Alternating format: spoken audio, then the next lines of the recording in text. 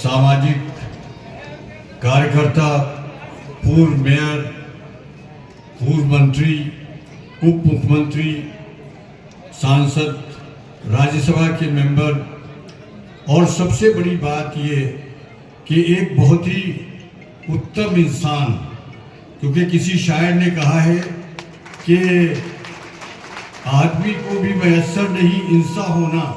आदमी बहुत बड़े बड़े ओहदे पर हो सकता है, लेकिन अगर वो मनुष्य नहीं है, अगर उसमें वो क्वालिटीज़ नहीं है, अगर उसमें वो विशेषताएं नहीं हैं जो दिनेश शर्मा जी में है, तो वो आदमी नहीं कहलाता। दिनेश शर्मा जी के लिए मैं स्वागत में एक ही शेर से अपनी बात कह सकता हूँ कि जिनसे मिलकर जिंदगी से इश्क हो जाए वो लोग। दिनेश जी सुनिएगा, आप ही के लिए है ये। जिनसे मिलकर जिंदगी से इश्क हो जाए, यानी जीवन से आप मोहब्बत करने लगे जिन लोगों से मिलकर, जिनसे मिलकर जिंदगी से इश्क हो जाए वो लोग आपने शायद न देखे हों, मगर ऐसे भी हैं। यानी दिनेश शर्मा जी के ऐसे लोग हैं कि अगर आप उनसे मिलिए तो आपको जिंदगी से इश्क हो जाए। हमारे इस मंच पर रमेश वाजपेयी जी की मेहरबानी से और मंच के सामने जिनका भी स्थान ये मंच होना चाहिए, लेकिन जगह की कमी की वजह से ऐसा संभव नहीं हो सका, हमारे परम आदरणीय, परम पूज्य कहना चाहिए, और हमारे चाचा भी हैं राम कुमार वर्मा जी बैठे हुए हैं, हमारे भाई साकेंद्र जी बैठे हुए हैं, बहन हमारी आशा मौर्य जी बैठी हुई हैं, यहाँ मंच पर पंकज जी बैठे हुए हैं, न मालूम कितने लोग बैठे हुए हैं। आशा मौर्य जी ने अच्छे ही कहा था कि सम्मानित मंच, और रमेश वाजपेयी जी का तो कहना ही क्या, और हमारे राजेश जी, यहाँ पर मिश्रा जी। वैलेंटाइन डे कहां से आ गया मेरे भारत में? ये तो बसंत पंचमी में तो प्यार प्रकृति से भी होता है, पिता से भी होता है, मां से भी होता है।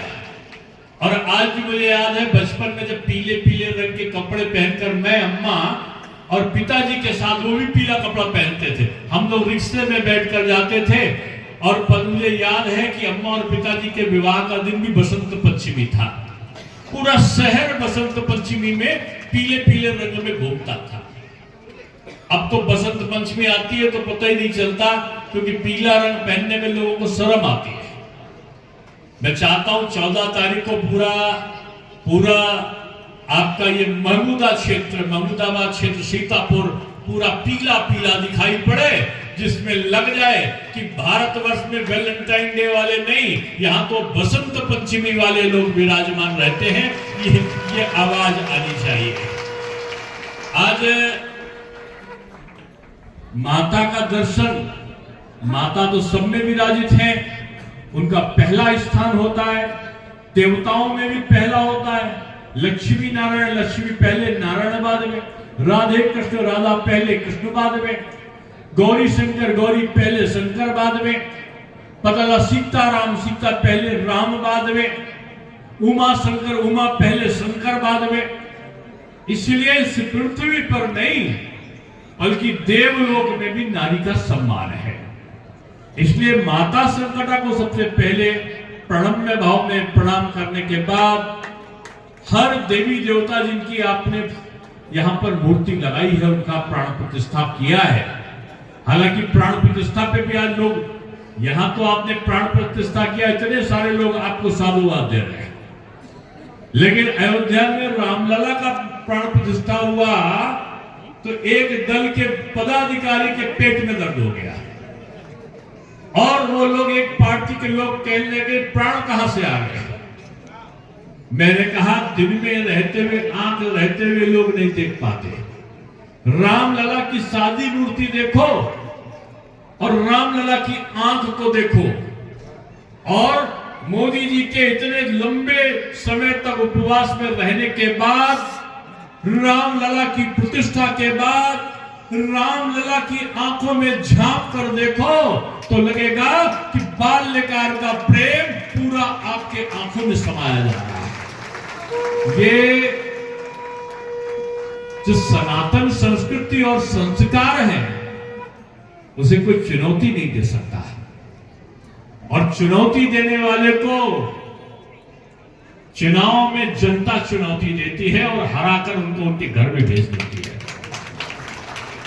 मैं इसलिए कह रहा हूं कि हम लोग चिल्लाते थे, कहते थे, आपको लोगों को उदाहरण लेना चाहिए अम्बर रिजवी साहब से कि श्री रामचरितमानस के लेखन के स्थान से लेकर तमाम जगहों का विकास इन्होंने करा है। इनको यह उदाहरण लेना चाहिए कि नैमिष से लेकर उन्होंने तमाम तीर्थ का, इस्लाम धर्म को मानने वाले डॉक्टर अम्बर रिजवी ने हिंदू धर्म के तमाम तीर्थों का उद्धार कराया। यह उदाहरण हो सकता है, लेकिन तमाम ऐसे लोग हैं नाम तो रखेंगे राम जी के नाम पर और तमाम प्रकार के और नाम पे, और राम को चुनौती दोगे। ये कस्तूरी कुंडल बसे मृग ढूंढत वन माए, ऐसे घट घट राम है दुनिया देखत लाए। राम हर व्यक्ति में व्याप्त है, जहां सत्य है वहां राम व्याप्त है, जहां धर्म है वहां राम व्याप्त है, जहां दूसरों के प्रति परोपकार है वहां राम व्याप्त है। राम समन्वय का नाम है, राम एकता का नाम है, राम पारिवारिक संबंधों का नाम है, पिता के प्रति पुत्र के कर्तव्यों का नाम है, अपने केवट और निषाद ऐसे मित्रों के प्रति कर्तव्यों का निर्वहन करने वाले का नाम है। मां सबरी के श्री चरणों में आंसू बहाने वाले राम का नाम ये राम समन्वय है। राम ये एकता का प्रतीक है। ये दलित, कुचड़े, पिछड़े, अनुसूचित, आदिवासी, बानर, रीछ, भालू, इनको एकजुट करके असत्य पर सत्य की विजय का प्रतीक राम है। और राम का नाम राम से बड़ा है। क्यों? एक बार की घटना बताऊं कि राम जी वनवासी राम से और वो 70धारी राम हो गए, यानी 14 वर्ष का वनवास पूरा करके राजा राम बन गए। राजा राम के चरणों